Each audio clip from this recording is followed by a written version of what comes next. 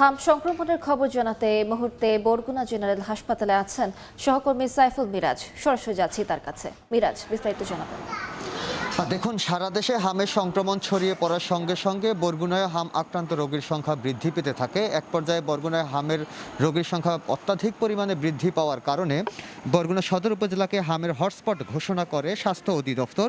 বরগুনায় এখন পর্যন্ত 241 জন হাম সংদিগ্ধ রোগী বরগুনা জেনারেল হাসপাতালে চিকিৎসা নিয়েছেন, যাদের মধ্যে 88 জনের নমুনা পরীক্ষায় এখন পর্যন্ত 38 জনের হাম এবং 37 জনের একজনের রুবেলা শনাক্ত হয়েছে। এর মধ্যে গত 24 ঘন্টায় কিন্তু বরগুনায় নতুন করে আরও 11 জন শিশুকে হাম সন্দেহে বরগুনা জেনারেল হাসপাতালে ভর্তি করা হয়েছে।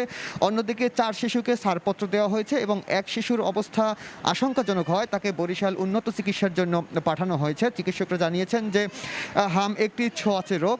একজন শিশুর মাধ্যমে বা একজন হাম আক্রান্ত রোগীর মাধ্যমে সর্বোচ্চ 18 জন মানুষকে সংক্রমিত করতে পারে। এর ফলে কিন্তু হাম আক্রান্ত বা হাম সংদিগ্ধ রোগীদের পাশাপাশি সাধারণ মানুষদেরও কিন্তু স্বাস্থ্যবিধি মেনে চলার পরামর্শ দিয়েছেন।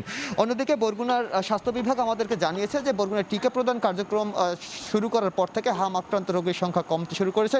গত বেশ কয়েকদিন ধরে বরগুনায় হাম আক্রান্ত রোগীর সংখ্যা 9 থেকে 13-র মধ্যে পৌঁছেছে, যা এর আগে 20-এর অধিক ছিল। ইতিমধ্যে বরগুনায় 17,000 শিশুকে টিকা প্রদান কার্যক্রম সমাপ্ত হয়েছে এবং আজ নবম দিনের মতো টিকা প্রদান কার্যক্রম চলছে। স্বাস্থ্য বিভাগ বলেছে যে বরগুনায় 23,000 শিশুকে টিকা প্রদান করা হবে। তো হাম প্রসঙ্গে এই ছিল বরগুনা থেকে আমার কাছে সবশেষ। সরাসরি যুক্ত ছিলাম বরগুনায়।